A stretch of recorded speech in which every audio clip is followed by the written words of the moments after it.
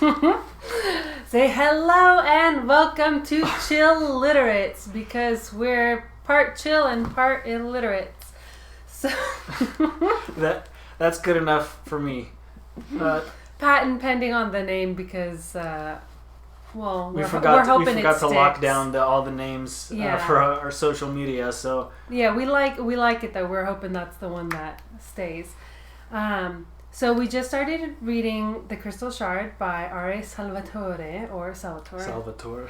Yeah. Ristorante, not restaurant.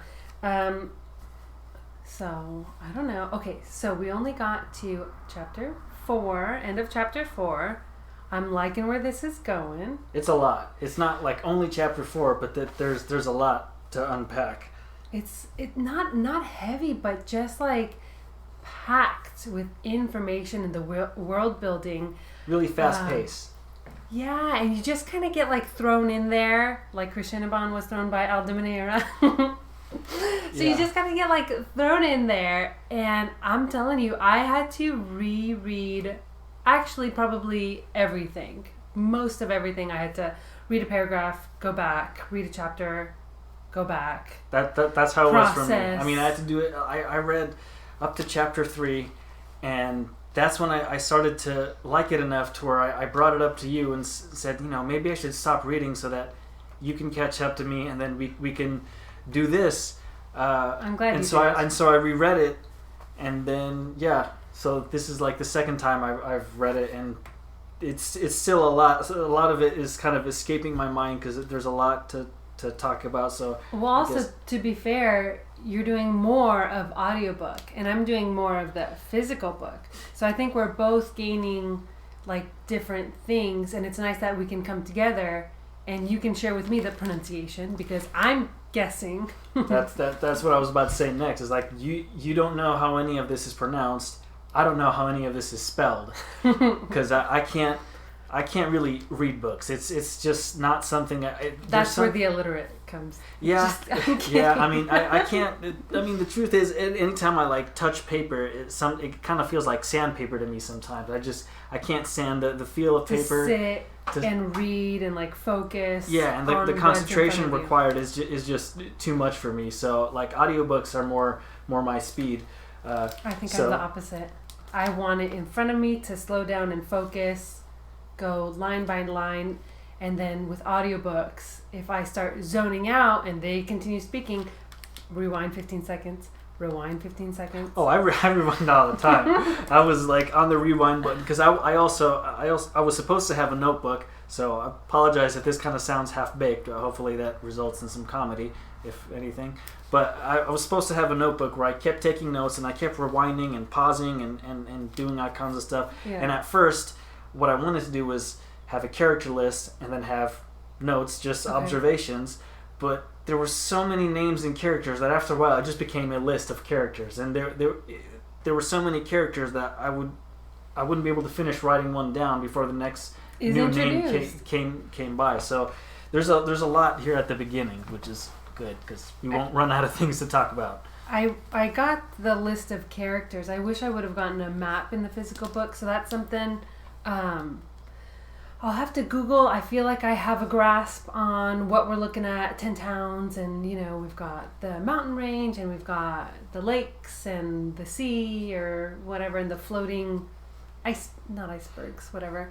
And so I think I've got a grasp on it, so I'll do that before maybe continuing on to make sure I have a full grasp on kind of what we're dealing with. Yeah, and but what we're talking about here is Icewind Dale, which is the map in question. So there's even a whole chapter that's kind of describing just how, I think I even wrote it down in my notes, Icewind Dale is just hardcore. It sounds terrible.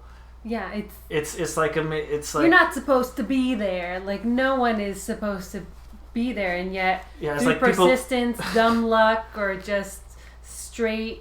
Yeah, there's no brute. No room for Darwin awards. Power. You get through to 10 towns is the one that is the civilized. It sounds like the kind of place where like people in Siberia are like, no thanks, I'm fine right here. Yeah, it's just no one goes. Yeah. Or no one, or if you try, no one kind of just makes be it. really, really hard. Yeah. So I don't know. Do you have a place that you want to start, or do you want to start from the beginning? Well, let's just start from the beginning, because there's a lot of books to go through, and I feel like the prologue, well, at least what we have here in the prologue, is setting up the conflict for many books way to come. down the line. Yeah. That's Heir 2. Yeah. Yeah. So it seems like on his mushroom throne, which I love that. Yeah, I that's love the the first image thing. of it. Yeah, and it just opens up with him like just sitting on the mushroom I pictured throne. a toad. I mean, I know that he says he's a demon, but you tell me mushroom throne, you're getting well, see, toad, it says he's a demon, but then at some point it describes his head to be like ape-like. So I don't know. It's a bit confusing for me, but it could be like just a demon could be anything. It doesn't have, Yeah. The toad was the initial thing, and now I think it was just like he had like horns and ape-like, and just kind of just this nasty looking. What's the Lord of the Rings guys? Not quite them, but just this foul looking creature, just with everything kind of going on. Yeah. So. Okay. There's I don't know. I don't know if they can. Yeah, I don't know what that was. I just looked crazy right now, but a tiny little speck of dust was just floating right in between us, and it was driving me insane. So, So then we're introduced to Aldemanira too. So that's described as an angel, which was a little bit of a surprise. To me. and we weren't necessarily like directly introduced to him. It was like. What happened to Krishnabhan? Oh, Aldemanira. Yeah, it was from the perspective of, I think his name is Telshaz. He was asking, so what happened? Yeah, poor guy. Telshaz, who was not like even a worth minion. knowing his name, because he was. Yeah, he lasted. Spoiler alert! How old is this book? Yeah, kaput. Within a few seconds, he's like, the guy who doesn't want to tell bad news to the king, and it's like, what? Yeah, it's that Spartan kick like, down the hole, Yeah, it's like, I'm just a messenger, but it doesn't matter. He already knew it too. Like, there's no right way to answer this. He was approaching it with like tiptoes, like, I have to tell bad news.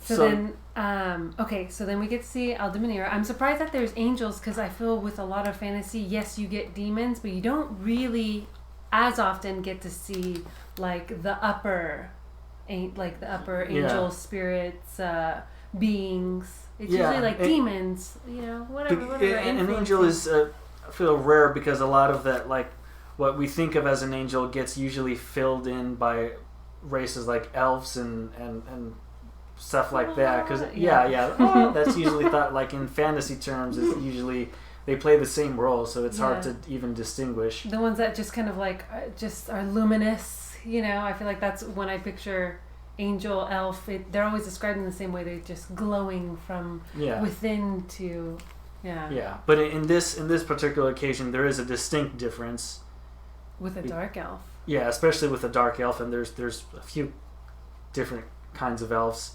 which I think we'll get to when we get to that chapter. But so after the prologue, well, I guess. Even before that, I guess the main thing to know is that Heir 2, this demon, he wants the shard, and the shard, and he's stuck under some layer of the abyss. That's the kind of the part where I hope we kind of dive into to explain like how that is set up, because you said you pictured this wide map, right, where Heir 2 is just far. Aldemanira throws the shard and it lands, and when they said like some layers in the abyss, I pictured like crusts of the earth basically, and so he's in his mushroom, which I actually once you said bigger map. Well, specifically, actually, maybe I should clarify. So when I was thinking about the abyss, specifically the abyss, I do think it's somewhere else. I don't just think you just travel to it. You're not just gonna. There. Yeah, you're not gonna be able to like walk there. They're gonna have to find some. They're gonna have to go through, not a portal, but they're gonna have to go through. It's not like you can just. Heir 2 got banished there, so he can't just like if it was in the same plane of existence, he would just leave. Just some hellhole. Yeah, so he has to presumably find the shard to get himself out, or find a way to get out first to get the shard. Have the shard come to him. Yeah, and it's interesting. We keep saying the shard, but it's mentioned as Crinchinaban, which Right. I first thought it was when I Cinnabon. Cinnabon. I spelt it like Cinnabon, thinking because I don't know how any of this is spelled. So I heard Crinchinaban, and I'm thinking Cinnabon. Yeah, that's the spelling. The logo. But what I found interesting when it first got mentioned is that usually inanimate objects don't have names. That was a good point that you made. Yeah, it would have just been called the shard, but they keep calling it Crinchinaban. So I'm thinking when I'm reading this the first time that it has a mind of its own, which we find out later it's probably true. It's absolutely sentient and has motivations, you know, for its actions, and very dark. Like what is it? It wanted the taste of conquest again, or I forgot how they described its motivation was something like that. Yeah. So it's not like, oh, like use me for good. Actually, not even use me. I will use you. Crinchinaban is absolutely like sentient. Almost a little bloodthirsty there. Yeah, and it like wants power. Just the way it was created, if I remember correctly, the ones who created it were, I can't remember the name of the race, what they were called. They were like some sort of undead lynches? Right. Lynches. I called it reminded me of like lichen. That's what I said mentally. Yeah, you're right. Yeah, so it was, liches or I can't remember how it's pronounced, but they created it, but then as soon as it was created, it killed them. Yes. So, like, right off and it draws power from the sun. Yes. So, it had a mind when it was created, and it immediately just killed its own creators. And it's crazy to think that its source of power is basically an unbound, battery. Yeah, it's just the free sun. energy. Yeah, it's just. So I'm terrified to see how now, especially if you want to jump forward, that it has its monolith. If this is hard to follow, we apologize, but there's a lot to take in. It's hard to stay on track here, but yeah, so we're kind of ahead we'll now. We'll talk about that later. Yeah, we'll get to the main characters, I think, in a bit. But the shard is really interesting because it seems like even though Heir 2 and the shard might, I think, be the main conflict a few books going forward, or at least for this first trilogy. Right now, the main, I guess. We've got a few. We've got, like I said, like we just got thrown in because we've got the main characters. We've got them in 10 Towns. We've got the buddies. We've got Drizzt. I hope I'm saying that right. Yeah, Driz Do'Urden. Do'Urden, yes. And then we've got Regis, the halfling.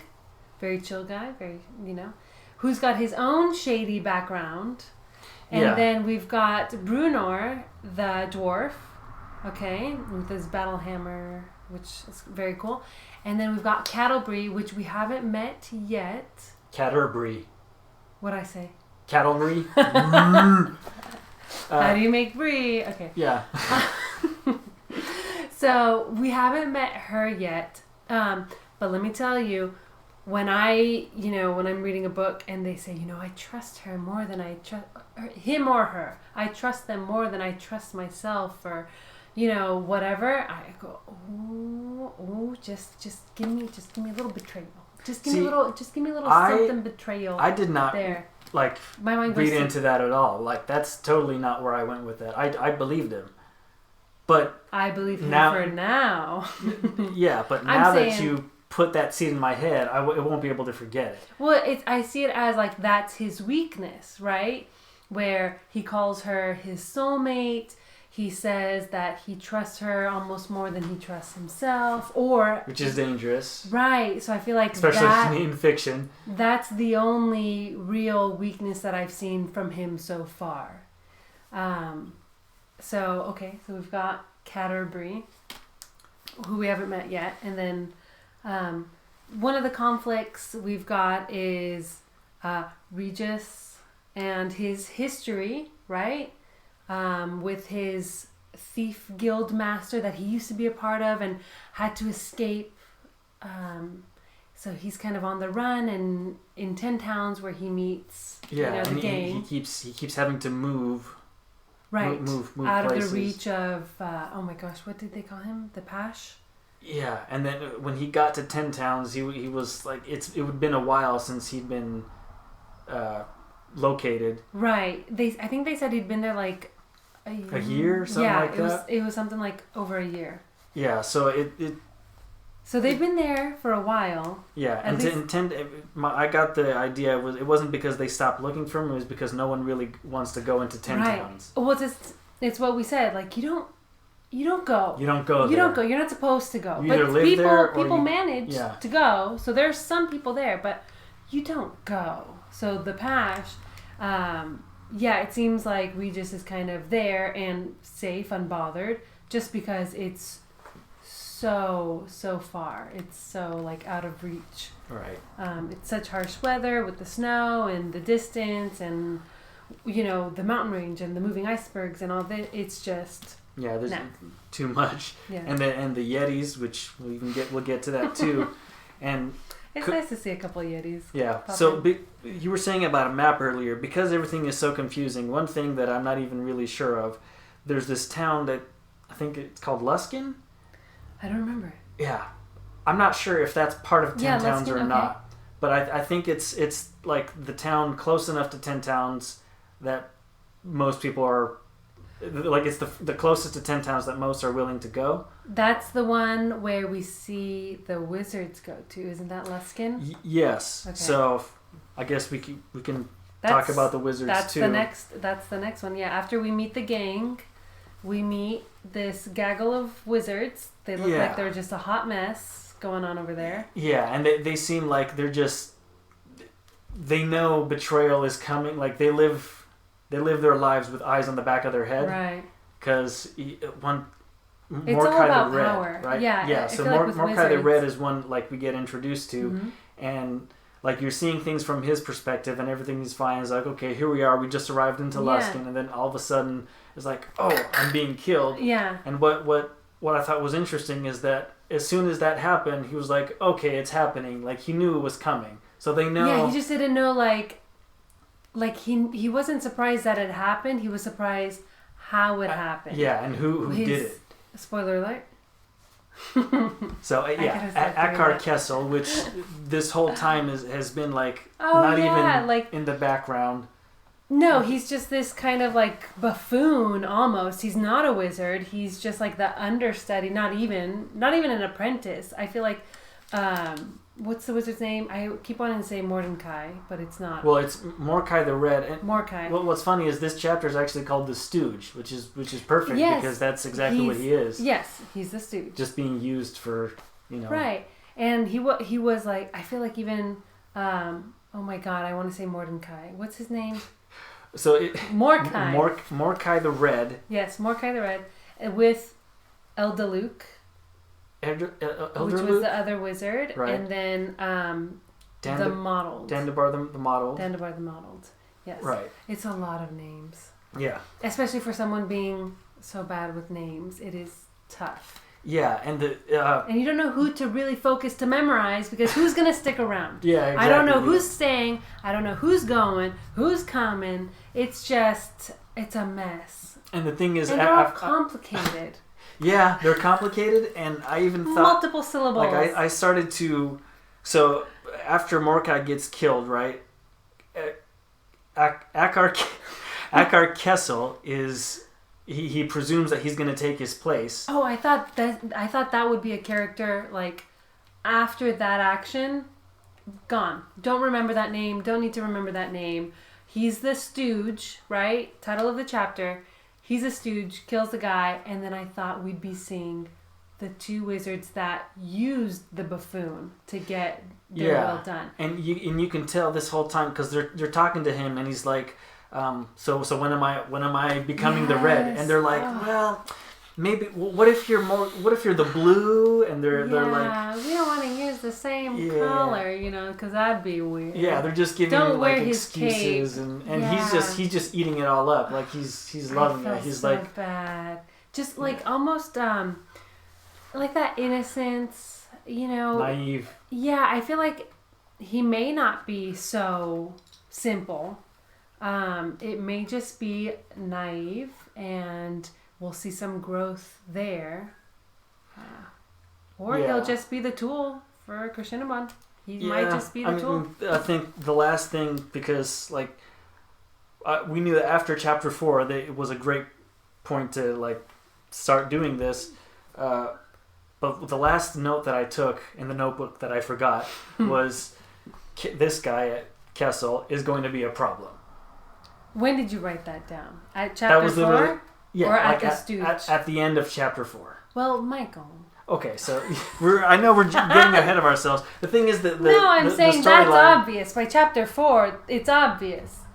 By chapter 2, if you had called it, I would say, oh, wow, you've got good foresight there to call that. But by chapter 4, Akar Kessel's literally holding Krishnabon in his hand. Well, yes, standing at the door of the monolith of Krishal Shirul, Krishal Tirith. I think asking the goblin, who am I?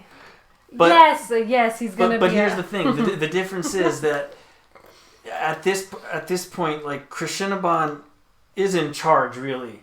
Yes. So I think that maybe throughout the trilogy, Krishnabon is gonna I don't see Akar Kessel becoming a problem after the end of this book. I don't see him. I'm calling right now. I don't see him surviving. Someone's gonna come and get him out of the way. Yeah. Okay. I just don't see him if he doesn't surviving this story. If he doesn't come around and have some personal growth, for sure. Yeah. For sure, because he's just a placeholder for Krishnabon until he goes to the next one or somebody comes and takes his spot. Yeah. Not to mention that someone who's been he's just played. Yeah, he's been a puppet. Now suddenly he has, or he thinks he has all this power. Right. So he's gonna. There's no way he's gonna have growth. Head. It's just gonna. Yeah. Mm-hmm. It kind of already has gotten to his head. Yeah, he instinctively knows these words, and he thinks he said something about now being a wizard.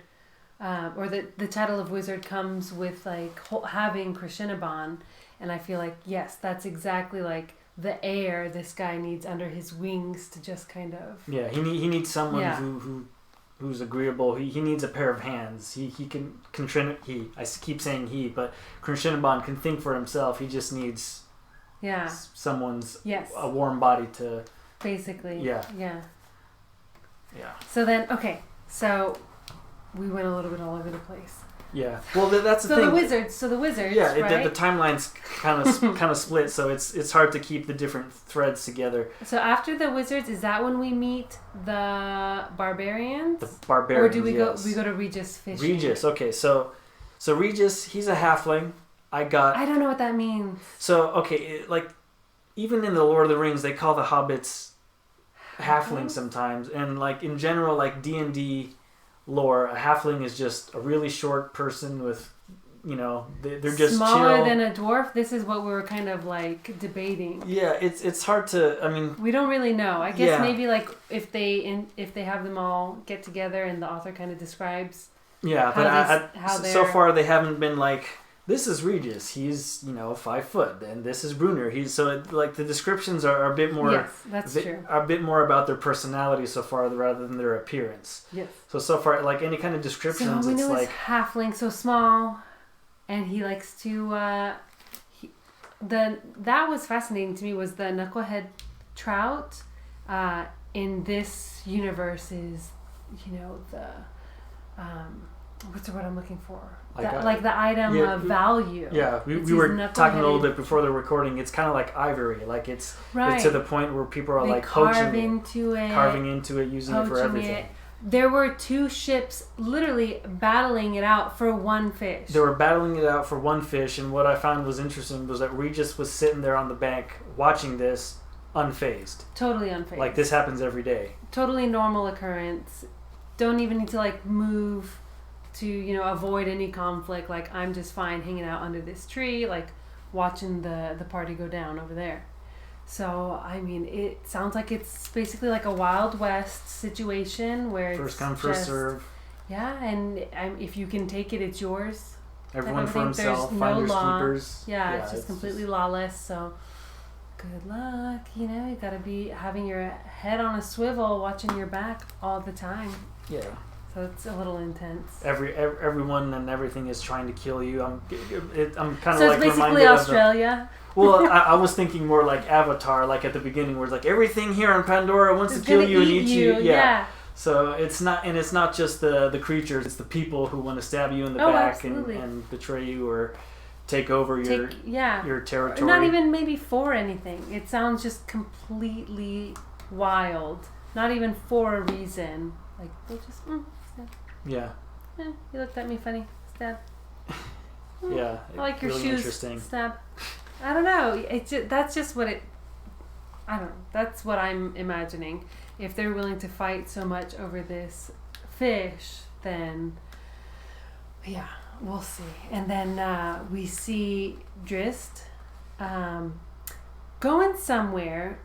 I tried to reread that section. There was really no destination that we were told of, so I hope I didn't miss something. So Drist is out there walking. I just assumed that he was walking in between the towns of 10 towns. Okay. So, I mean, how I understand it, 10 towns is literally like 10 towns. And like 3 lakes or something. Yeah, something so like it's a cluster of towns that they kind of come together as one town, but they're not. I don't know how much communication it goes on between, how much trade, said that there's or even some how far trade. they are. There's some trade, but it doesn't seem like they're. It seems like they're clustered, but not that they're like so close. There is trade, there is movement between them, but each is its own individual, and then I'm sure they just kind of. So it's like they're together enough to not necessarily be sovereign of their own, but they're independent enough to where they they don't have to, they don't depend on each other. Right.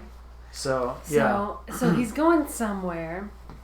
That's where we meet 2 Yetis, and they just sound feral. I thought maybe like even the Yetis would have some intelligence. But from what we were told, maybe they do, but we were not shown that. They just look like not beasts. On this occasion. Yeah, beasts basically. And then Brunor, I love a good dwarf. So then Brunor comes around and kind of helps out and gives him a little sass. So he ends up saving him. Yeah, he's gonna be my favorite, and I can already tell. Just like Gimli, it's just they're just so sassy. He even talks like him too, and even in the audiobook, he kind of sounds like him too. They're just blunt, with wit, dry wit. And they're there to kick ass and save the day. Take names, and kind of rub your nose in it a little bit. Yeah, and before this scene, we get a bit of a description of what Drizzt is like in his race. That I want to hear a little bit more, because they say that his people live underground, right? So it's not so often that you see a dark elf. They're pretty sensitive to sunlight. The surface, yes. I thought it was really interesting because it describes the history of the race and how it was created. There was conflict between, I can't remember it was with the other the light elves. Yeah, he calls them like his fair-skinned cousins. Yeah. So then I'm wondering, what does he look like? Yeah, well, essentially the dark elves got forced underground. I thought dark as in magical, but maybe because they're underground, like. Yeah, that's what I got the picture. Almost like how some what fish did you call them? Like mole rats or something. Yeah, I think those creatures that don't see sunlight. They don't have color or anything. No, it's just kind of clear, translucent, grayish type. Sensitive to he said that he's very sensitive to sunlight. His eyes have to adjust. Yeah. And so the entire race was forced underground, but then they adapted to the point where they didn't even want to go. Right. They thrived. Yeah, so at first it's like they were hidden and like staying there out of survival, but then they kind of got used to it, and then they learned to thrive. So there's no conflict because they just don't. They stay out of each other's way. Yeah, basically now they've become 2 separate societies. They're not really one race. They've kind of separated. Yeah. So he said that there's not so many that you see on the surface. So it makes him stand out, which makes me a little nervous. because anytime you can kind of judge so quickly, like a creature's race in fantasy, it's like, okay, like there's gonna be something happening with that. You know, you can't hide as easily, you can't go unnoticed so easily. So I think it even says that it could be because of the sun, but because of being a dark elf, he wears like the hood. Yeah, he wears the hood, and he stays like covered. So his eyes, I think, said something about like the sun just like right, like it hurt his eyes. And people don't accept dark elves because of the history, or they're very wary of dark elves because of the history. So I'm curious to see how that's going to come up, because that's going to suck. Yeah, and I think we're probably going to get a bit more backstory on that in some other books as well, because obviously we're starting this on the Crystal Shard. There's like over 30 books in this series. Yep. The first book written chronologically, or not chronologically, but we're reading it in release date order instead of chronological order. So this is... I was trying to figure out the characters on the cover, but... Yeah, it's hard to tell just... It's kind of hard. It's they're tricky. All kind of together. But yeah, so this is the fourth book chronologically, but the first book written. So we might get some more, backstory on Drizzt in... So first book written by the author, Salvatore. Right. But in the Forgotten Realms, whatever they're calling this universe, fourth book? Fourth, yeah. Interesting. And they also call it, like it even says here, the Legend of Drizzt. I think that's... Oh, I see it. And you're right, book 4. Yeah, book 4. So that's like right in the Legend of Drizzt, which is the story of Drizzt altogether. The story starts, I think the book is called The Homeland. But in this book, it's the 4th, so it's not... we might not get as much Drizzt... I don't know if you call it screen time, because I understand wasn't he not supposed to be a main character, and somehow... So he wasn't... He was just like a hit, From what I hear, Regis was meant to be... Or from what I hear, from all the research, Regis was meant to be the main character. He seems so... Would it be fair to call him lazy? Or... Well, he seems so relaxed for like a protagonist. Not lazy, because he is working when we meet him. He's lounging. He's fishing. Everything we've seen from him is lounging so far. Yeah, he even says at some point, he's like, "There's a good living to be made out of working with the knucklehead." Yeah. And he's apparently making a killing doing it. Right. But instead of being greedy with it and just working harder and making more, he's content to make just enough to survive. To get by. Yeah, so he values his lounging more than money. So he's just doing it enough to... Well, the history, too, is that he has beef with the thief guildmaster. So obviously, like, he was up to stuff. He's dipping his toes in some shady business. Yeah, so and he's not fully that. He likes to kick his feet up, but he wants to put all that stuff behind him. But he's also like kind of now that he stole the ruby, sure. Yeah, he hasn't he has no remorse for it. But he still wants to put it behind him. He wants to start... He's a little funny to me too. Yeah, absolutely no remorse, and so he's got some like comedy in him as well, because he calls the thief guildmaster greedy. I was going to say selfish. Greedy for wanting to keep all of his rubies. The guildmaster wants to keep his rubies. Regis takes one, and he's like, "You're so greedy. You have 11. Give me one." Yeah. And it's like, okay, so we're gonna have some fun there with like the lack of self-awareness. Yeah. Here, because he says, those humans are so greedy. Like the irony of it. As you steal, they made it sound like this like fist ruby, whatever. So, yeah, I could see why maybe that. It's funny that you should say that he doesn't even sound like a protagonist, because it almost feels like he's in a different book to everyone else. It's almost like he's watching everyone. It's like he's looking at everyone else, and he's like, look at everyone doing their stabbing each other in the back and worrying about territory. Like what's the word I'm looking for? Just a little like objective. He's just like a little far removed. He's like a little removed from the situation, like you're saying. It's just it's like he's watching it all on a TV screen. Yeah. Like he's watching a reality show and he doesn't think he's part of it. Yeah. Just like untouched by reality, I guess.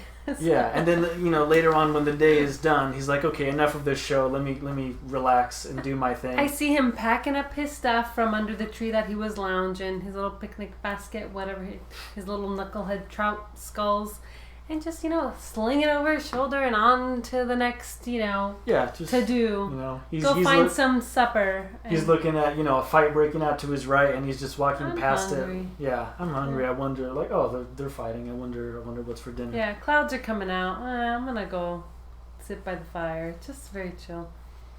So, okay, that's true. Maybe I didn't give him enough of a chance because I did find that funny about him, the way that he kind of like twisted that to fit his own narrative. Yeah, he twisted his own actions. Where I think as a character, like as he is now, I think he's the one that might be doing the most growing, I guess, by the end of it, or at least by the end of this. Because we're starting off pretty low. Yeah, I mean the bar is low. He's got room to grow. But he's got room to grow, but he's not irredeemable, and it doesn't look like he's. No. It doesn't look like he's headed in the wrong direction either. So he's just kind of content. Has no ambition. Yeah. So actually, I would really enjoy if he just kind of gets. I do love like when a character just gets thrown into the deep end. Yeah, exactly. It's kind of like, I guess, because he's a halfling, I kind of get reminded of like Bilbo, and is like, dwarves just show up at the house, and like now you're part of an adventure. And okay, okay. Well, didn't ask for it, but he gets it anyway. Yeah.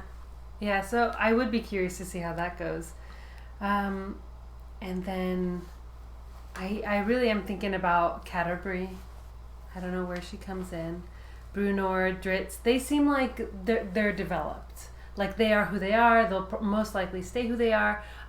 Maybe not. I wonder. It's likely that we've barely been introduced, so how can I say?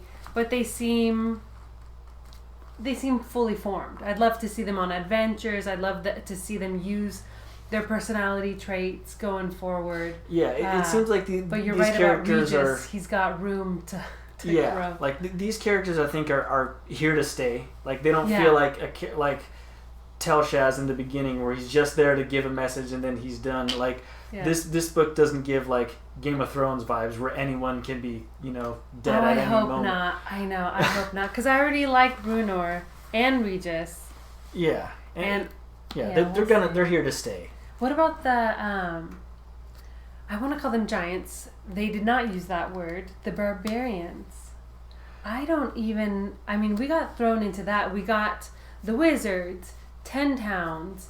I think at this point, like, we're 4 chapters in, and there's 4 different conflicts that we have to keep track of. Yeah. So.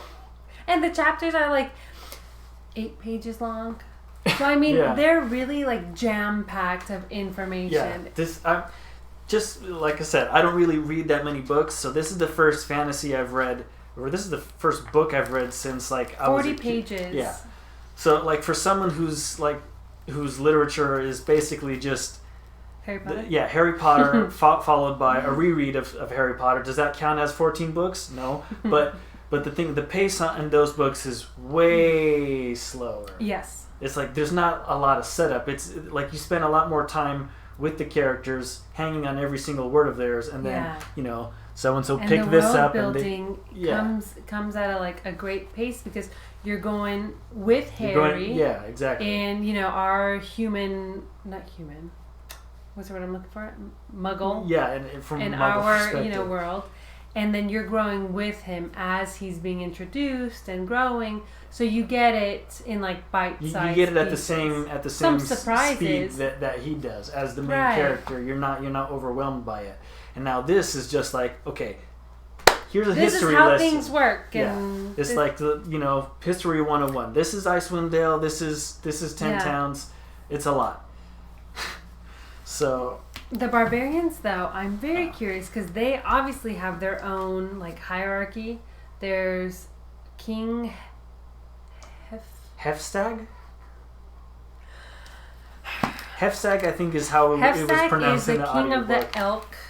I think. And then, yes, you're right, Hefstag. And then there's Beorg. I hope that's how it's pronounced. That's king of the wolf tribe. Right. Right. And they're coming together, and even with them, it even seems like, I think, what's the word? Vikings? Yeah, that's the vibe I got. It's like dog eat dog. Like there's really no like kinship between the different tribes. There's no like camaraderie really going on unless they're serving the same purpose, which is they're planning to take over 10 towns and just enslave everybody and control. And I guess the vibe of them, it also kind of Viking, because they seem like they're just like for taking over. Yeah, like just in their appearance, they just seem like they're all like brutish and deerskin tent and the armor and battle axes. And then the one-eyed king and the battle scars and the elk horn that they're tooting over there. They're chanting, like they get in like this back and forth, like it's like a battle of the war song. It's like a rap battle, but they're chanting their religious. Well, yeah, it's like it even says they're trying to compete to see whose deity is going to win out. Win the favor of the god of war, the god of battle. Oh my gosh, it starts with a T. Yeah. I already so many names. That's another thing that was in the notebook. It was a character list that was detailed and everything. Tempest. I didn't find it. But yes, god of battle.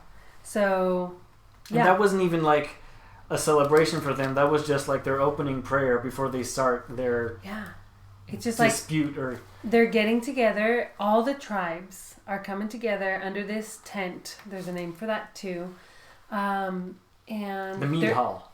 Yes. That's what it's called. They're eating. They're drinking. They're talking shit. They're singing. They're making a mess. You know? Yeah, they're just being classic Vikings, and it's all snowy out there anyway, so it's brutes. They sound like just brutes, you know? Now we eat, you know, tomorrow we fight. It's just kind of like you live moment by moment, day by day, not even. And everything is like a question to pride, a question to strength. It basically like survival of the fittest. They had that one human guy, Bjorg had that one human guy joining them or like sitting with them. And Hefstag comes in, it's like, who's this puny little useless thing? Get out of here. You don't belong here, whatever. And even like tests him with like straight up murder attempt. And he's like, don't flinch, and he's like swings the axe and like checks it right there, like to see if he'll flinch. And it's like a moment of, if he had flinched, Hefstag would have followed through the cut. Yeah. Because he did not flinch, he held it at the last moment, like literally at the last moment. Yeah, and it was almost like a this is Sparta kind of moment. Like he didn't actually kill him, but it's like they were just like brutes and living the same lifestyle. Like it's all about that Sparta. If you don't make the cut, like you're dead. There's no sympathy. There's nowhere else for you to go to like sit and live your life doing other things. You're not gonna go sew and be in the background. Like no, you're either with all these guys and able to keep up, or you're dead. There's no in between. So it seemed like they were actually getting ready for their own internal battle between Beorg, the wolf tribe, and then Hefstag, elk tribe. But Beorg played it really well, said all the right things, didn't try to one up the other king, and so it sounds like they've got a truce, and we're gonna see them, these big old barbarians used to living out in the snow and living off the land, which is literally desolate, coming in and trying to take over this community. Yeah, and I think it's interesting because the truce is even though they did everything right, it was still barely a truce. It's like you had to do everything right just to be hanging on by a thread. Still. Just to not be attacked. Basically. For it to not break out into... Yeah, and it doesn't seem like... You're right, because technically I don't think they had an agreement. Hefstag was like, oh, not tonight. Let's talk about the plan or the detail. Beorg was like, oh, let's talk about I've got a plan, to show you or something. He's like, no, not tonight, whatever. So they actually haven't really come to an agreement. The agreement is, we're not going to kill you tonight. Yeah. Tonight we party. Yeah. Bring in the bitches. Yeah. Next week we'll talk about whether you live or not, but you get to live another week. Yeah. So I'm curious. Pray to see that I how don't change my mind. Because and I feel like that's exactly what we're getting like set up to see is they're very temperamental. So maybe like, today we have the same interests, and yes, we can work together. But that will not mean that you have my loyalty going forward or my friendship, any type of feeling, positive feeling towards you going forward. Right now, we're doing the same thing. Let's do it together. And then tomorrow, when I want to take over your section, I'm coming after you. Yeah, it's less of a truce, more of a ceasefire. Like we're just we're putting our arms down long enough to just drink and that's eat wild. and yeah. I can't even imagine trying to live like that. Just no. There's no way. So I feel like I wonder what the average life expectancy for them is. They don't seem like they're that old. Yeah, I mean... You're missing an eye and you've got all these kinds of scars, but you're like 22. Just living in 10 towns alone sounds hard enough. Yes. And they're going to the extreme. Yeah, they're just... Yeah, okay. And then, so that's them. That's where we left off, bringing the wenches. We're going to have a good time tonight. Right. End scene. And then it goes back to our buddy Akar Kessel. Yes. I was not expecting, I told you that, I was not expecting to see that name, in 2 chapters. And then lo and behold, Buddy finds himself in some big old pit, right? And the way he's describing it is like he can't climb out of it. And you're like, doesn't it sound like a crater? It sounds like yeah. Doesn't it just sound like... The way it was described was, it was bowl-shaped. Yes. All these mountain ranges and flat lands and lakes, and there's a bowl.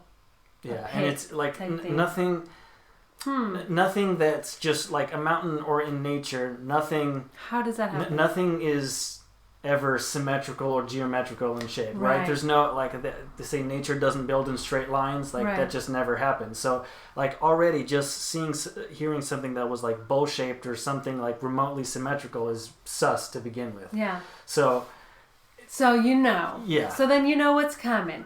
So Buddy's freezing. He's pretty sure he lost a couple toes in his boot, and they're just floating around out there. Yeah, and what's interesting is he, like, the last you hear of him, he's like, okay, cool, I'm gonna be a wizard. Yeah, I'm one of the boys. And then the next time you see him, it's from his perspective, and he's like, wait, where am I? And he's like, oh, I'm in the middle of the snow, and I've been left to die. Yeah. So it's like, yeah, of course. He screams out, and then you get to the Elder Luke.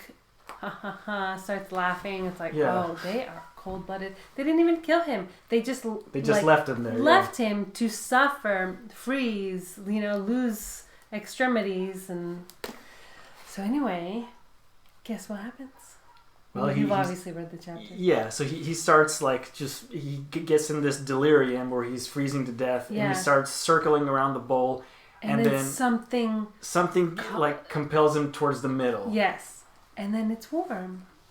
Yeah. So he just kind of gets closer to the warmth, and then he finds this glass-looking thing, he starts warming up, and he takes a nap and gets all these little whispers and dreams, and that's when we find out just how sentient Crinchiniban is. Right. So it has a name for a reason. Oh, so Crinchiniban is a character. Yes. So we can actually terrifying. We can understand its stuff like.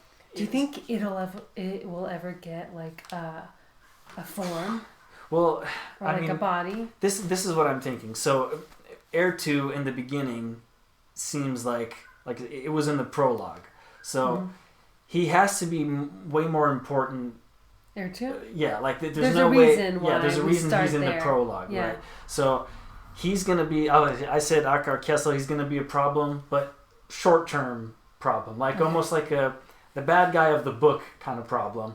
And then there's a trilogy, so I think Heir 2 might be the bad guy of the whole trilogy. Okay. And then Krishnaban might be this like overarching like throughout the whole series kind that of makes thing. sense, because that's just the power in the book. Like, that is the power. That's not going anywhere. Yeah, and all these little flies and maggots, come and go for Krishnaban. But he's been sitting in that crater. It's been sitting in that crater for, it says centuries. It says like countless ages. It even says he was waiting. Yeah. So it wasn't even like, it's not an inanimate what's object. What's a couple more years for Krishnaban? Yeah, 100 years is nothing. Terrifying. It's like, Okay, so time means nothing to you. And you've just got all the time in the world to plan and scheme and play. So, Eckhart Kessel comes back around, gets all these impulses, which we learn he doesn't understand, but we learn is Krishnaban, just kind of like pushing and him along. From his perspective, he can just do things now. He doesn't even think about it. Must be nice. Yeah, at some point, I think there's like a deer that walks by. And he just like... Yeah, he just like... And it just... And then it comes. Yeah, like... And he doesn't even think about it. Question it. And up until this point, he's like... All he's been able to do is just like... He said not even smoke. Before he found Krishnaban and he was freezing in the crater, he tried to like speak the words that he learned from... Tried to warm himself up. Yeah, and it was like a spark. It said like not even smoke came out. Like it was... Yeah. It was... nothing. Yeah, just a fizzle. So then the fact that he's just not even questioning this, he just like fully accepts this change, he's probably just going to be a dummy. Yeah. He's just going to be... He was called a stooge for a reason, and it's next level stoogery, if that's a word. But he's just fully accepting this, and then... he sees the second, he's like, a wizard should have a castle. And then, oh, wow, a second piece of glass, a shard.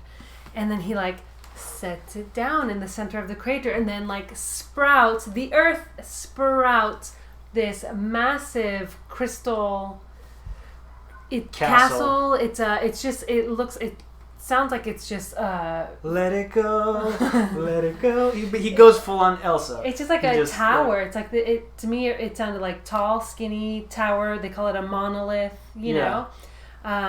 Also, just crystal. A bigger version of Krishnaban, like a scaled up, towery looking. And so he's like, yeah, cool.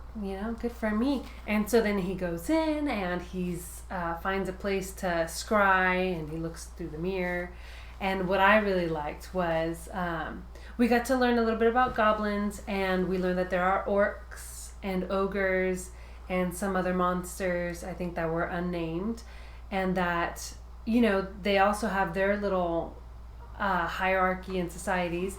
And so when the goblins can't fight back, they basically get pushed out from the crust of the earth and the layers in the mountain, the holes in the mountain that all the different other groups are claiming. Yeah. So not exactly outsiders, nomads, but just more like refugees, I guess. Yeah, I don't know. It's not like they're not nomad. Nomad, I guess, is by choice. Refugee is when you're forced to move you're forced out. Yeah. Yeah. So they just kind of fluff. Not exactly immigrants, but not exactly they're just don't really have their own home. Nomads, I guess nomads would be fair, because once you're out, you're a nomad. You've just got to get by.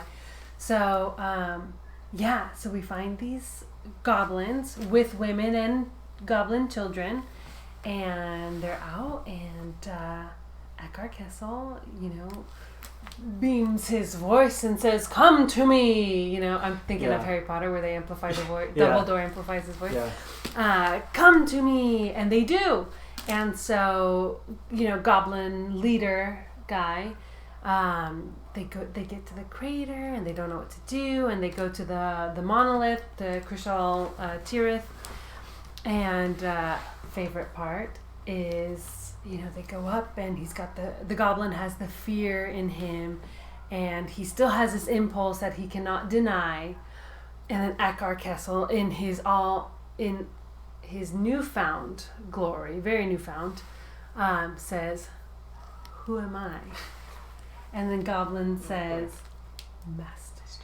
No question mark. Master. Period. Yeah, and that was Chef's kiss. That was like a bow tie. I was punching the air. I said, "Ooh, that was nice." Just who am I? And like you said, Heisenberg. It was just that moment. And he went really fast from like being almost dead to being so high, master. Yeah, like he's like he's loving it too. He's like, I'm gonna. I mean, in the span of pages, like the beginning of the chapter, he was the buffoon, and then by the end, the last word of the chapter, he is being called master. And I don't root for Eckhart Kessel, but I love that for him. Yeah, Ooh, especially since he got played so bad and left for dead.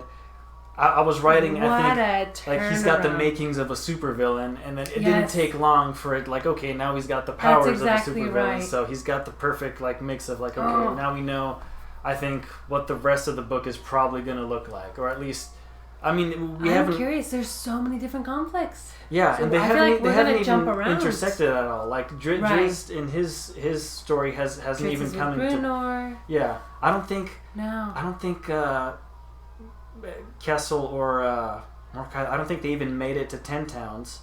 No. So at this point they haven't even. That was the whole thing. It was like too far. They went to the Luskin. Is that what it was called? Luskin? Yeah, I think Luskin is the and then neighbor city. Turned back around. I think they told him like they were going to try to go to 10 Towns, or it was something. It was all just like. Well, there's also like a break between, because like the last you hear of Kessel is like, okay, cool, I'm about to be a wizard.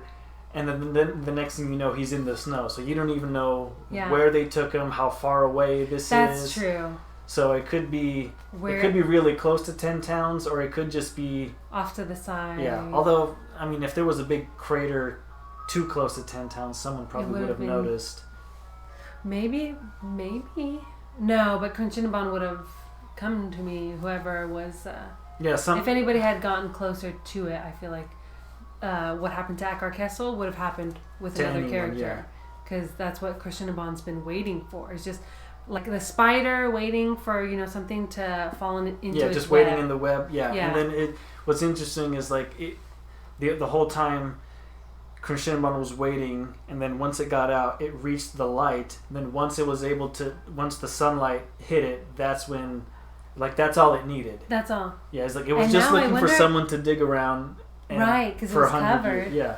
And now I wonder, ChilLiterates, is that going to be an extension? I mean, it was like a duplicate of the shard. So, by extension, now can that funnel power from the sun to Crunchinaban? Probably, almost like a magnifier, like like a prism. And this thing is like supposedly huge, so just imagine. Yeah. Yeah, and the tower also, I think it was described in the prologue too. It was mentioned like that's where Crunchinaban was in the tower, and then when it got thrown, I'm not sure what happened to the tower that was there before. Did it get destroyed? I'm not even sure if it got mentioned and I just didn't. No, there was that prologue with Ertu. ChilLiterates was spoken. I remember that because that didn't make any sense at the time. Yeah, it was the Should I do it quick? Yeah, so I think the way I remember is the tower was already there, and then Ertu was looking for it. Okay. Not knowing of his existence, and then when he finally found out about it, that's when Aldemanira threw it. Let me tell you. I do remember this. Okay, when I was going back to review, so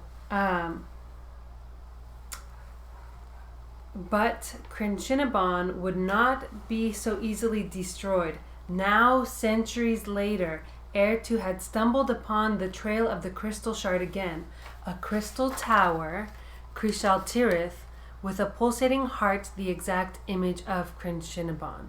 So Ertu knew the magic was close by. The demon could sense the powerful presence of the relic. So, we heard of ChilLiterates in the prologue, but it was centuries later after Ertu had been banished. So I think this is the tower that was built by Akar Kessel. That's what it sounds like to me. Oh, okay. So we did flashback, flash forward. I see. So the flashback. The tower that Air 2 was talking about is the same tower. We went a little bit back in time to see it from his perspective. Yes. Okay, that's interesting. So now we already know that he's found the monolith. That he's found out about it, and okay. Okay. So we don't have to wait books. This is gonna happen. This better happen.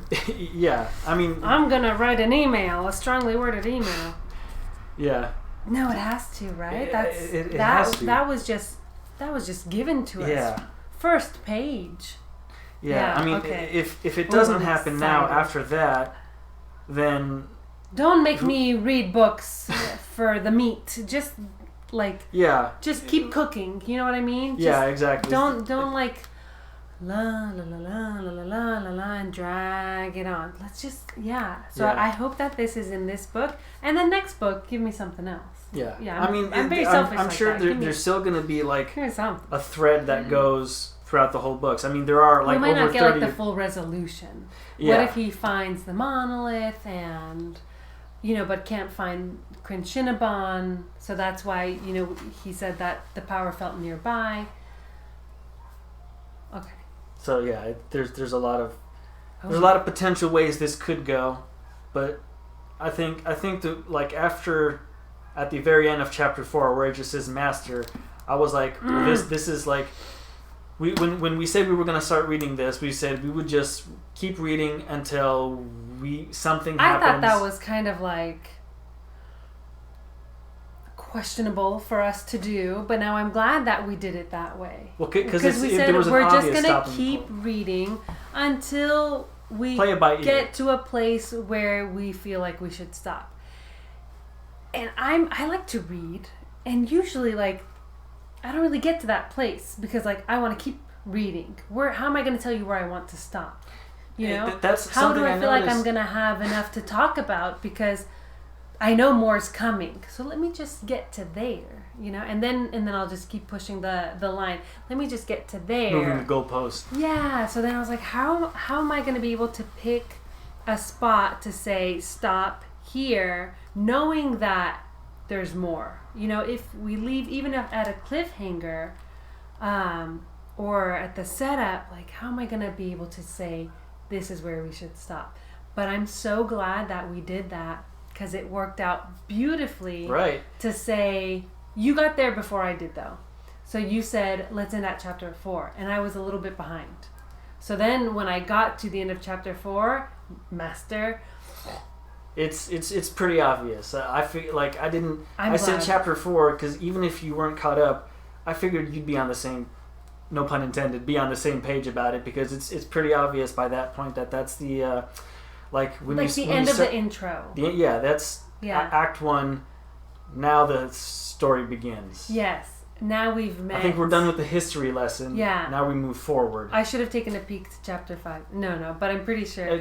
I'm pretty sure that's exactly right. He's saying we've been introduced to everyone, and we had Quinshinaban in the beginning, and now we have Quinshinaban being held. Right. Let's stop here. Yeah. And then we still have yet to meet the Catterbury. We've met them, we just haven't spent enough time with them. But I feel like those characters, we have plenty of time for them. I'm so excited because I feel like they're I feel like we're purposely being withheld information on them because he knows that we'll have time. Always, yeah. You've got to get one piece of the puzzle at a time so you can have the enjoyment of putting it together. Right. They sent some of these characters sound like they're going to be in here for books and books and books, so there's no rush to get to know them already. That's why we spend more time with the villains and Kessel and learning more about them. It's a bit intimidating, but I'm glad that he wrote it that way because sometimes just dumping out information, even if you're focusing on one race at a time, I mean, it could be a bit much, and then you've still got so much more to learn and all that. So I'm glad he just gave us a little sliver here, a little sliver about them, a little bit of sliver of them, and now like a buffet almost. You're Yeah. not eating one meal. You're not spending You're too not much doing the time with whole- any one. yeah, Yeah, you're just Little eating a little bit this, of everything. little Jello, little chicken, little something, Yeah. So now it's like little okay. dark elf, little dwarf, little barbarian. So okay, dark elf. So that's one conflict that we have to keep track of. Like so, Drizzt and the gang in 10 towns. That's There's a reason that they're there. They're hiding out. You know, like nobody goes there for funsies. right. Yeah. So There's that's gonna be coming up later. yeah. Then we have the barbarians disputing territory. We've got two with the barbarians. We've got the barbarians wanting 10 towns. And then we've got the barbarians against the barbarians. Right. So that's going to be a whole mess. Right. So there's your second conflict, and then there's Second and third. right. So then we have the whole like Kessel and the wizard conflict, which is Oh, I would love for him to go after them, or for them to kind of come back around and try to be buddy-buddy. I mean, I have a feeling that's kind of what's going to happen, because like now that he's got the goblins on his side. They didn't even question. He's just like it's like They're just he like stood out under there. Yeah, he's like, oh, a bunch of goblins. Well, you guys see all this, right? You see the tower behind me. You see what I'm holding, and they're like, yeah. It's kind of like the equivalent of like holding a gun to your head, and just like it's the universal sign of. You Shut can't up, I'm go the boss anywhere. now. Yeah. There's nowhere you can go. There's Yeah. nothing you can do. It's done. So now that he has goblins on his side, Mhm. I think the wizards are the first things on his agenda. Like the people who His left me here to die, they're vengeance. going first, Okay. and then I'm taking over. Oh, and the way they were always laughing at him. Oh, that would just irk me, you know? Yeah, Just someone feeling bold enough to laugh in your face because you're so stupid that you don't know that they're laughing at you and not with you. yeah, and they're So even just like for him to understand that now and to like reflect back on that memory and just have that like, you know, Yeah. rage, like revenge. So there's even like at some point when he's in that delirium, like running around the bowl, he even mentions it a couple of times, like they left me here to die. yeah. Like he was like so like taken aback that he Yeah. mentioned it like once or twice. Like, Again, I can't it's like- believe they left me here. You sweet stupid boy, you know? Yeah. You just They didn't even like put him out of you his misery. killed your protector. No, I know. That's where they had no mercy. You know, they used him and yeah, no mercy kill, no nothing, just rot. and just ironically the freeze. one person that he said that actually was Mhm. good to him and showed him mercy was the one person he killed. So I feel like his hate for himself for doing that, Yeah, he's killing he's his own protector. beating himself up over it Yeah. and like yeah, so I feel that I will can't believe also I fell add- for it. Yeah. He turned him into a bird so he can fly and feel, you know, what flight is like and more Mordecai. thank you. Mordecai, that's the one I'm going to get hung up on. And then Mordecai turned him You into keep a thinking fish. he's Mordecai from Borderlands. Yeah. He's got a sniper carrying around. Seriously, I keep doing that. Yeah, he turned him into a fish to let him like swim in the waters and experience that. So he sounds like a great wizard. Like he had real kindness to him, or at least for Eckhart Kessel. So And he ah, the story ended that's up. what will make it even worse was that he was a good. Like, Yeah, he was like the only Yeah. like out of all these characters. There's not a lot of them like. There's some redeeming qualities Nobody about shows everyone. kindness in this universe. Yeah, but no, here's another speck of It dust. might be from the plants. There's a lot of blossoms got a whole going bunch on. of It's a jungle. begonias and Begonias. begonias. Mordecai seems to be like he was the only character that I noticed so far that seemed to be like just plainly like good. Like there was he didn't do anything wrong, and he just got. I actually stabbed. would have liked to get to know him more. You know? Yeah. I hope that there can ever be like a flashback. Because again, if this is how do we word it? Like it was written first, but Right. in the universe, it's in chronologically number 4. Yeah. So I'd love to have books like 1 through 3 maybe go back instead of focusing on other characters at the same time, which sometimes happens with like multiple books, in a series. I'd love for the author to kind of push back the time, give us a little bit more setup, maybe see Heir to, centuries before with Chris Cinnabon, get to meet Al de Manera, and then get to meet Mordecai. Yeah, I mean, so it's strange because I think this series, like, it's a lot of books, but it is split up into separate trilogies. So I think this is literally called the Icewind Dale trilogy. And then the trilogy that chronologically, like books 1 through 3 in the Legend of Drizzt, like when you refer to it as Legend of Drizzt, apparently is meant to be chronological, but if you want to do it in release order, it's called Forgotten Realms. Yeah. I think that's the difference, the way I understand it, based on a few minutes of Reddit scrolling. Not any like real expertise spoilers. Or anything. Yeah. Thankfully, I'm really glad for that. I did just look up the series and the titles. And if but I didn't know that there were separate trilogies, so I'll look into that. If you're watching this, by the way, like, please no spoilers in any of like the comments or anything like that. None of us have like read anything. We have no idea. Nothing. So like it's also amazing. bear with us because we know nothing. Yeah, we don't know if we've literally read 4 chapters and we're like, hey, you want to get together and just record ourselves talking about this book that we're reading that's about 30 years old and almost it's old. It's about as old as we are, which makes me feel old because like these books are a little bit older than us, but barely. Oh, there's a picture of the monolith.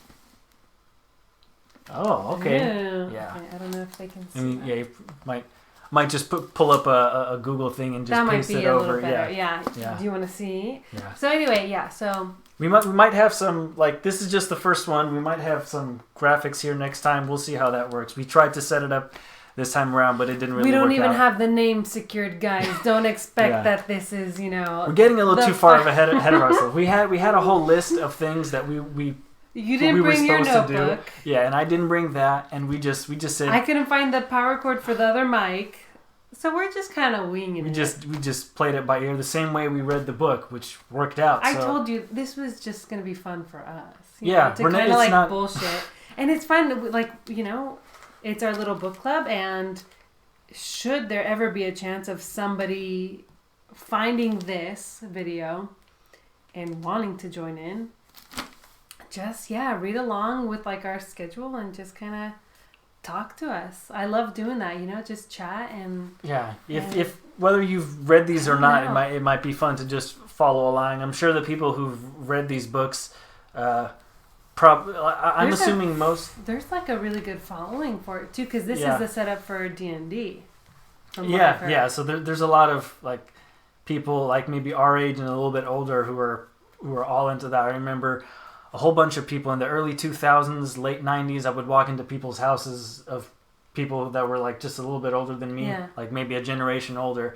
And because it was, at a time where the internet wasn't as ubiquitous as it is today, people still actually read books instead of scrolling on Kindles and stuff. And I would see his name everywhere, like lines of lines of books, because it's like collected. These ones are like 30 books, and then this isn't the only series he's had, so he's probably throughout his whole career he's probably had like about 100 books. So I would see just Salvatore, like lined up, books and books and books, 5 red ones and then 5 blue ones, and then all of them have like these like elaborate fantasy demons and stuff. And that's kind of where I got the idea, is like I always saw those as really popular fantasy books, but somehow they've never come to our radar. Somehow it just never like. I think we're just at the right age where if you didn't have like an older sibling, you would have missed. Right, we're just young enough to have missed it. Yeah, because just old enough like to Harry Potter. Yeah, it's like our generation had Harry Potter. Elementary, middle school. Yeah. I don't even. Yes, maybe. So no, I feel like we were just under. Like we were able to take over the next, because there's always like when it comes to fantasy, it's like there's like so every many. Generation has their own like defining like. There's fantasy so many story too, It's like like back in the 70s and stuff, everyone was like Star Wars type stuff, D&D, and then our parents were reading Lord of the Rings, and then this kind of came in like the late 80s, he was early deeply 90s. Influenced by Lord of the Rings, Yeah, and then so it's created like his own. It's it's like a chain of like history, kind of like they feed into each other. The next, there's never like that's just culture, a gap. Just kind of just spreads. It happens, yeah. Just like cultural genetics getting passed down and passed down and passed down. And I'm sure it kind of. I'm excited like, about this. Yeah, though. it's almost like poetry. Like it rhymes almost. Like if you take some fiction from like 100 years ago, I'm sure like it might be coming full circle. When it comes to like the you tropes can't escape and the influences. Yeah. And I feel like a person changes, but like people don't change. You know what I mean? Yeah. So yeah, you don't really escape those truths, and those influences just kind of continue to cycle through depending on basically. We don't have to get too deep into it, but I was going to say how society evolves. We're ChilLiterates. We don't know what we're talking about. We're also philosophers here. Well, we're both Greek, so that kind of comes with the reason DNA. The reason we sound smarter than we are is because we use big words. You think we sound smarter than we are? Well, we can get away with it because we use Greek words. Because they're rooted in Greek. I might not know what the word means, but I can guess because I know the Greek.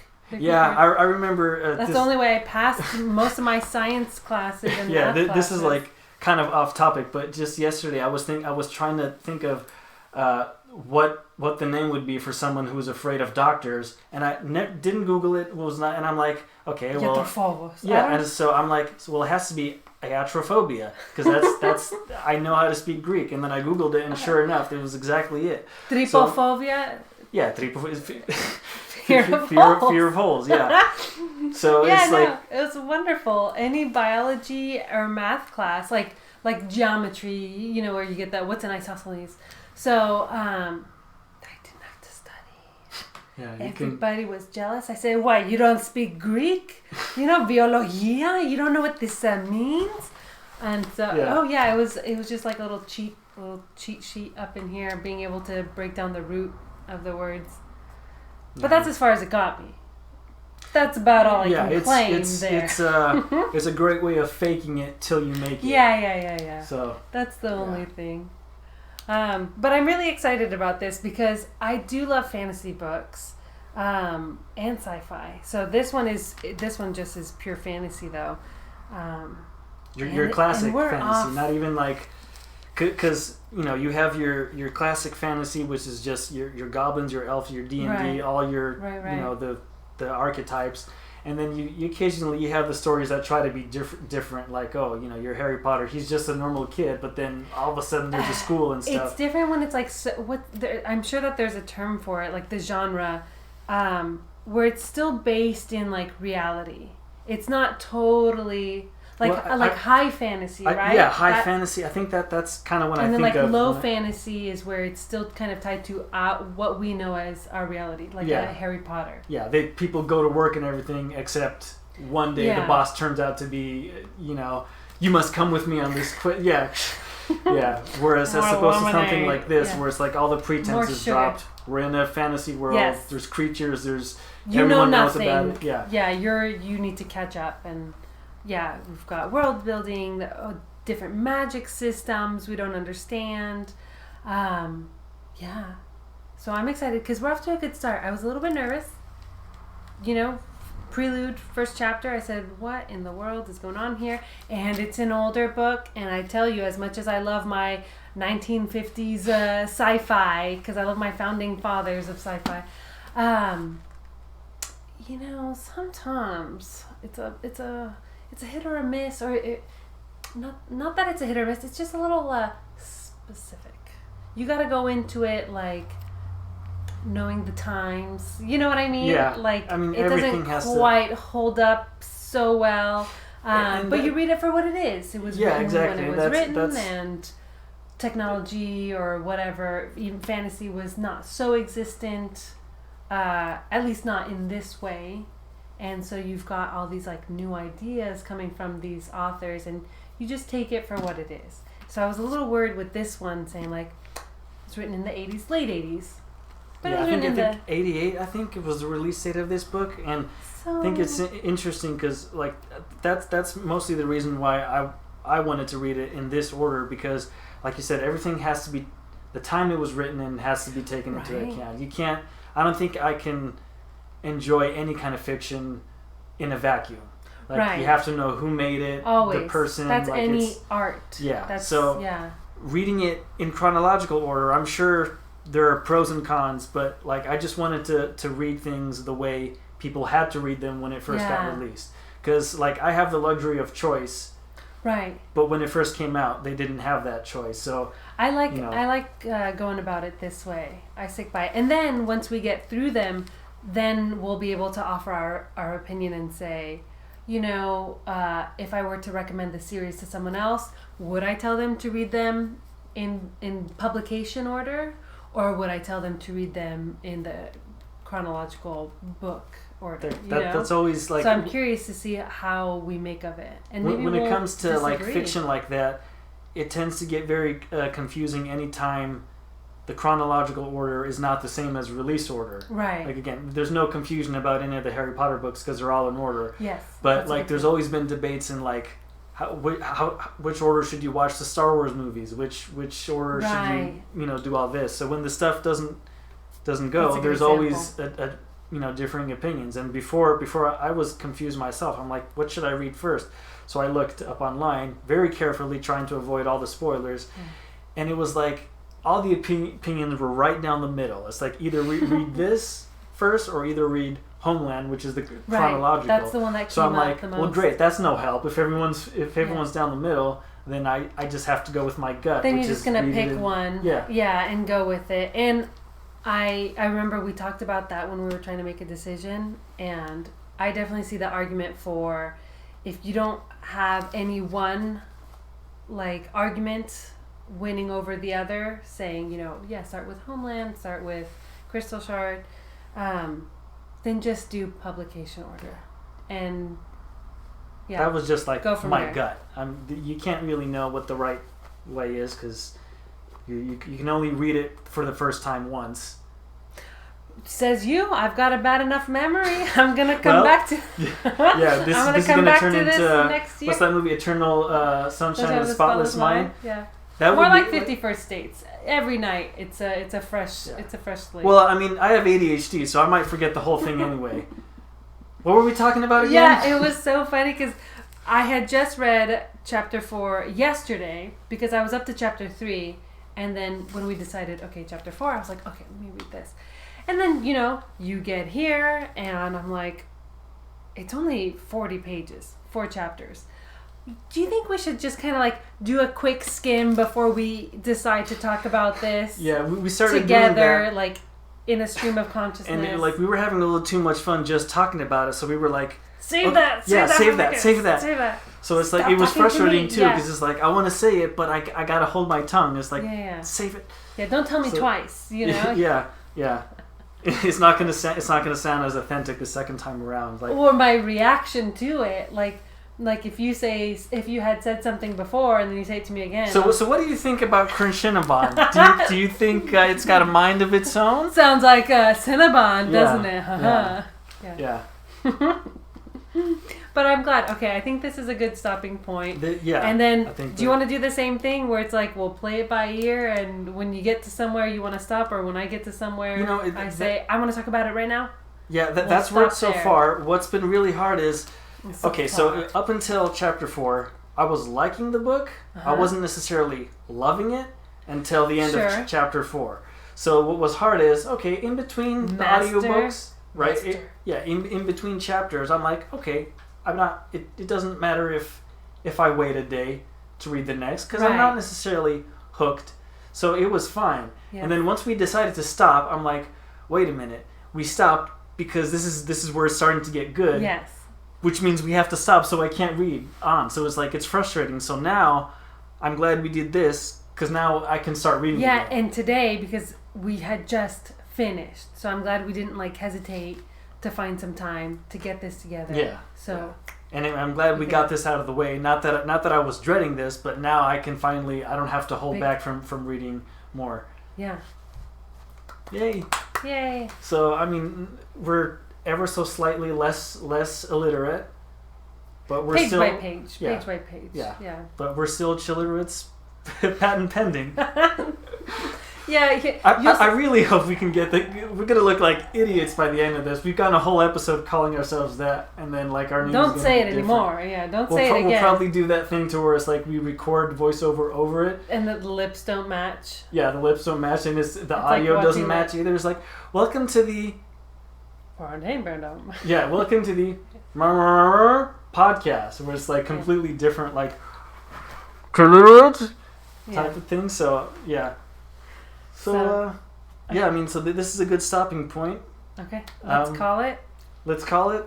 Thank you for bearing with us. Hope you enjoyed it. Yeah, we've been saying ChilLiterates, but we don't actually have a YouTube channel to even publish this on. Yeah. So wish us luck. By the time you're seeing this, you'll already have your answer. Yeah, and if you're watching this or listening to this and you have read the books, let us know. Like, don't spoil anything, but at least try and guide us to where at least we know what to do. Get any relevant information.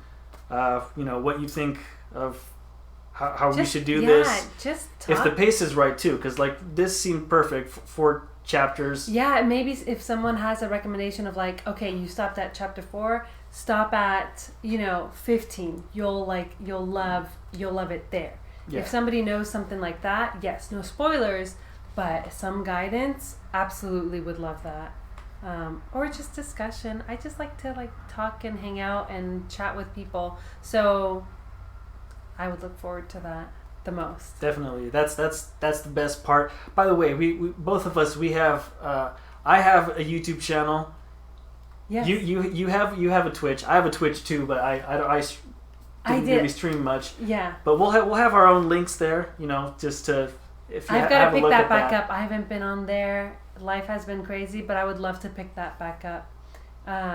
So you're Minecraft 15? Yeah. We'll have all relevant links in. That'll be fun. Wherever appropriate. We'll but that's us. Nice to meet you. Yeah, nice to meet you. So we'll resume this when the time feels right. We don't have a schedule. No, this is totally like being played by ear. We're not. There's just to say, half-baked. We don't know what we're doing. There's no schedule. That's about it. Yeah. At least we're coming into it with honesty.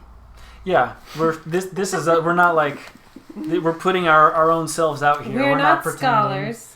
We're not academics. Definitely not. This is the first book I've read since Harry Potter, which I honestly can't even remember when the last Harry Potter book came out. I'll talk to you about books. I'm the reader. So if anybody wants to talk about books, that we will be able to talk about. You, though, not so much. So I'm glad that this worked out. Yeah, this is I feel like this will also first of all, there's 30 books. I was going to say, this will get you back into reading. Well, there is about 30-something books. Yeah, the whole thing kind of looks intimidating at first, but once I started reading this... Yeah, one bite at a time, exactly. But the thing is, I noticed that the first few bites of the elephant were light enough to where I'm like, oh, okay, I won't be full. That's what I was thinking. It was all fat, man. I was chewing on fat, and I said, oh my God, because I felt, I'm like, 38 books, do I really have the patience for that? But then I started reading it, I'm like, okay, the pace of this is really fast. When the books are fun, yeah, it doesn't feel like a chore. This isn't assigned reading in school. Right. You haven't read in a while, but I don't think that matters. You know how to read. So if the book is fun, it's not like you're going to be struggling over here trying to, Yeah, but before we know it, we'll probably be 15 books in without even realizing it. Yeah. We're ambitious. We're expecting to get through this series. We don't have a time. No. Expectation. So just as it goes. Yeah. We're not even committing to seeing this through all the way to book 38. And no, we said let's just start and then see what happens. Yeah. No promises. So we don't feel. No guilt tripping. Yeah. And it's that's the paradox of it is as soon as you commit to it, that's when you don't want to do it. But when you say it becomes like, oh, I'm just going to read one book, suddenly like you're 38 Yeah. books in, and that's how it is. So all right. I guess this is a perfect place to That's end it. We'll say bye We'll say now, bye. and until next time.